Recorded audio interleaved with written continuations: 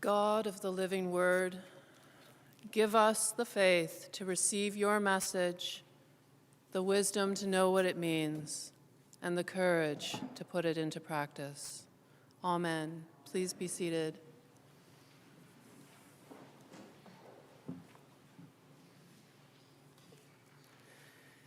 Each gospel, each beautiful gospel we have, presents its own version of Jesus coming into the world. Today, we've heard a small part of Matthew's version. Now, Mary was engaged to Joseph, not yet under his roof, and was with child. Joseph didn't want to expose her to public disgrace and planned to dismiss her privately. Expose her to public disgrace. What does that mean? The most severe form of this would be death by stoning, performed by family members and neighbors. And to dismiss her privately was to place a note of divorce in her hand and send her on her way.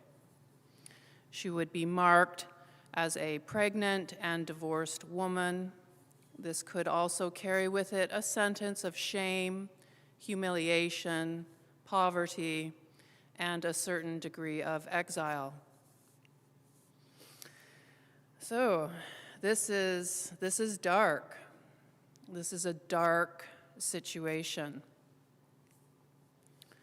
This is hard on Joseph.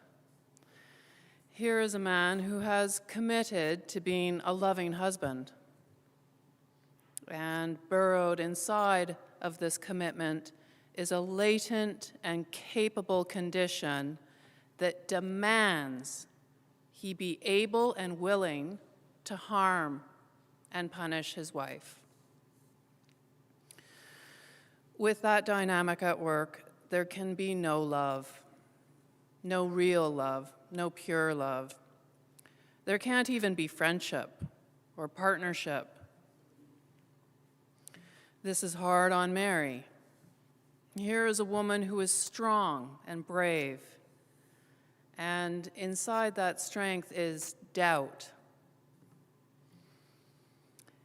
Maybe God has chosen the wrong woman. I can't do this. Can I do this? I can't do this. Doubt makes us weak, small, and paralyzed. It cancels any strength. It's corrosive. This is hard on the community. With this kind of situation, there's no real interdependence, mutuality, or support. There's none of that. People become reduced to being sentinels, prison guards, watchmen, watching and judging, never knowing when they'll be called upon to pick up a rock and throw it like they mean it. They're not thinking in their daily life, how can I be of service? They're thinking something else. They're thinking, how can I make sure that never happens to me? With the terror of being implicated, people become complicit. And an exit from this vicious circle looks more like a trap for some fool to step into. Too good to be true, people say. Too good to be true. That's not how things are. That's not how things work. So God acts. God becomes family with us, becomes vulnerable and immediately engaged with all the darkness that surrounds and affects us. All of it. Disorienting, powerful, reinforced, enticing, and established darkness. The divine embrace, Our covenant with God is strong enough to hold it all. And inside that divine embrace is trust. Mary and Joseph trust they're on the right path, even though that path leads somewhere completely unknown.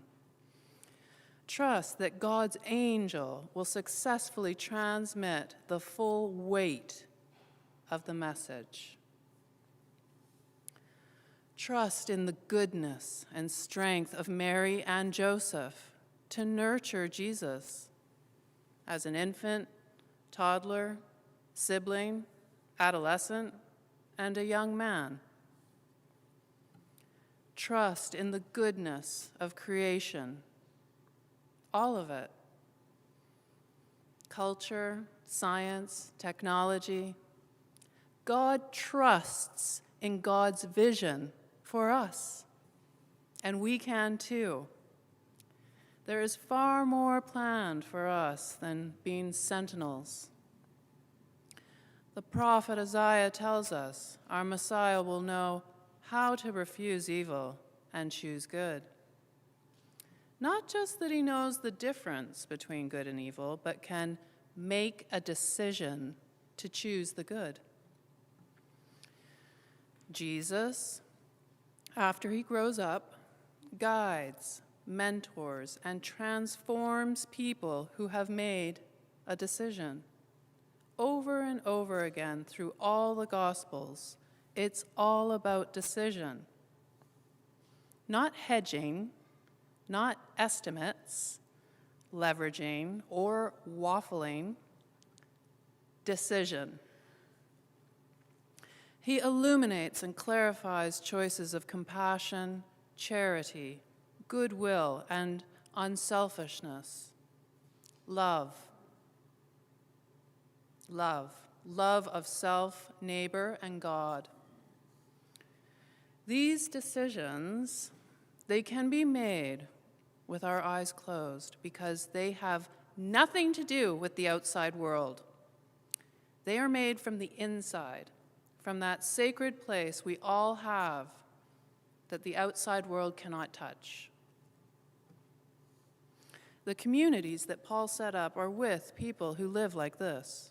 We hear him greet the church he set up in Rome. Rome is an empire known for its uniform effectiveness with social control and bondage. That didn't stop Paul. To all God's beloved in Rome who are called to be saints. We know of 5 house churches Paul writes to. They are run mostly by influential women and some influential men. Common people, patrons, the wealthy, the non-wealthy, citizens, non-citizens, travelers, residents, slaves, and freed persons. And they are all doing something really new.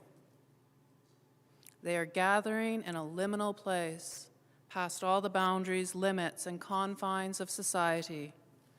And through the darkness, they focus on the light.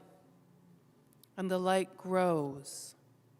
They learn about this strength, this power that does not use dominance. They learn about real wealth, real security, and real freedom. They become empowered by each other, by commitment, and by faith. They grow in their ability to love without conditions, to love wild and free, fierce, daring, audacious love. This is more than thoughts or feelings. This is a way of being, a way of living. And passed down through the ages, this is our way of living. And in this way, we can do things we would not be capable of otherwise. What kind of things? We can foster peace, healing, illumination, authenticity, accountability. We can choose to see life events from the viewpoint of grace,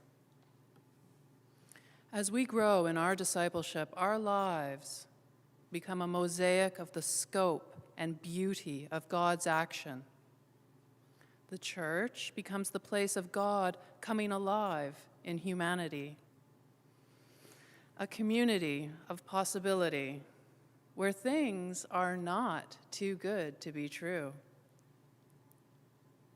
We can trust in God's plan, lean into that divine embrace, and live into that light of Christ, and become free of sentinel duties, free of the demand to deny, escape, or evade our true nature. We are free to be who we really are. The unseen becomes seen, the unknown becomes known, the unimaginable is imagined and appears. This is good. This is true. Possibilities of faith become actual. That's how things are. Strong, loving, wise, and courageous, transformed and illuminated by He who came in our darkest night to show us the way, the light of the world. Amen.